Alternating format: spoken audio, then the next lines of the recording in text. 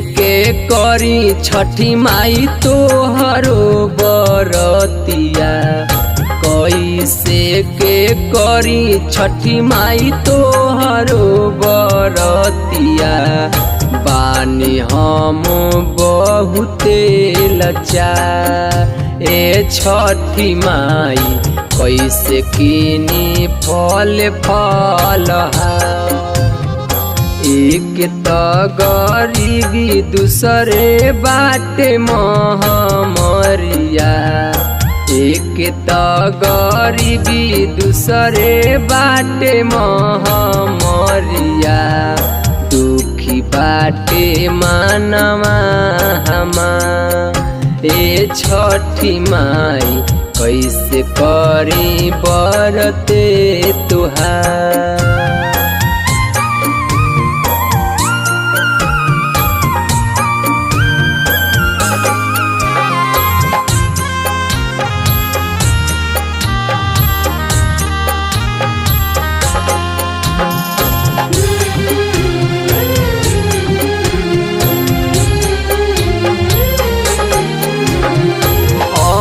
बिना छछने माई हमरो परानमा, रोवताटे नन्हका माई भूख के करानमा।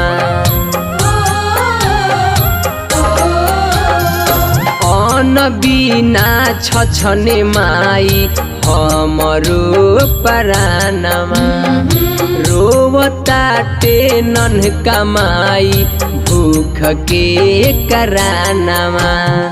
पी पी के पानी भूख मिटाई दिनो रतिया, पी पी के पानी भूख मिटाई दिनो रतिया। झरेला नयनवा हमार ए छठी माई, कैसे करी बरत तुहार।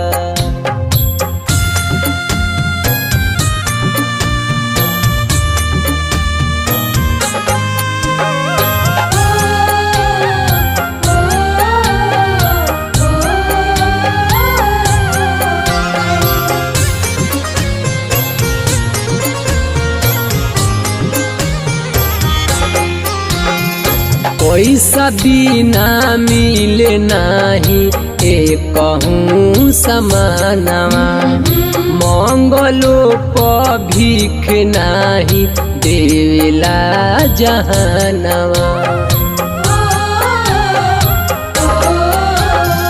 पैसा बिना मिले नाही एक कहूँ समानवा, मंगलो प भीख नाही देवेला जहानवा। सोनू मोनू इंदल प फेर दिन जरिया, सोनू मोनू इंदल प फेर दिन जरिया। बाड़े सैया हमरो बीमार ए छठी माई, कैसे किनी फल फलहार।